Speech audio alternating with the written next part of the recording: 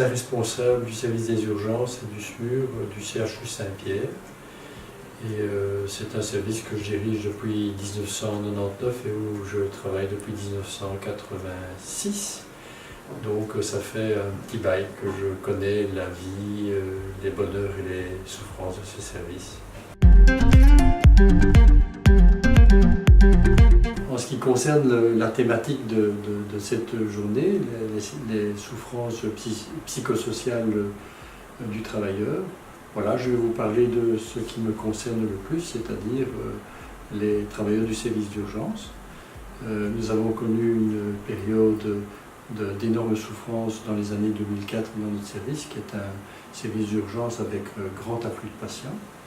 Et nous avons pu observer à cette époque-là des démissions en cascade parmi les infirmiers et des médecins qui arrêtaient de travailler chez nous, pas parce qu'on n'y apprenait pas bien ou qu'on n'était pas bien, mais parce qu'on était insulté, qu'il y avait une tension dans le service qui était importante.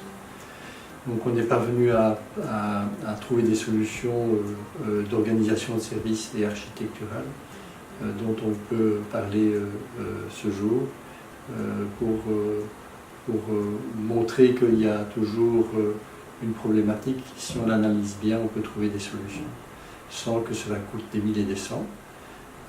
Nous avons vécu également des moments de souffrance plus individuels au moment après les attentats, parce que certains membres de notre équipe avaient vu des choses et traité des gens dans des situations difficiles.